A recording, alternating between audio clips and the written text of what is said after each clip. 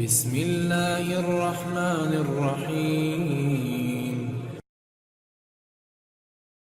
السلام علیکم دوستو، آج کی اس ویڈیو میں ہم شوال المکرم میں رخصتی کے متعلق پائی جانے والی بدشگونی کے بارے میں بات کریں گے۔ ویڈیو شروع کرنے سے پہلے میری تمام دوستوں سے گزارش ہے کہ اگر آپ نے ابھی تک ہمارے یہ چینل سبسکرائب نہیں کیا تو پلیز اس کو سبسکرائب کر لیں تاکہ ہر آنے والی ویڈیو کا نوٹیفیکیشن آپ کو سب سے پہلے مل سکے۔ اسلامی مہینوں کے فضائل میں علماء کرام فرماتے ہیں کہ ماہ شوال میں نکاح کرنا مستجب ہے، اسے شادی بیاہ کے لیے منحوس سمجھنا بالکل غلط اور جاہلیت کے امور میں سے ہے، کیونکہ یہ بدشگونی ہے اور اسلام میں بدشگونی جائز نہیں، بلکہ اس ماہ میں شادی یا رخصتی کرنا حدیث پاک سے ثابت ہے۔ چنانچہ ام المومنین حضرت سیدنا عائشہ رضی اللہ تعالی عنہ فرماتی ہیں کہ نبی اکرم صلی اللہ تعالی علیہ وآلہ وسلم نے مجھ سے شوال میں نکاح کیا اور میری رخصتی بھی شوال میں ہوئی۔ راوی فرماتے ہیں حضرت سیدنا عائشہ صدیقہ رضی اللہ تعالی عنہ شوال میں عورتوں کی رخصتی پسند فرماتی۔ سبحان اللہ۔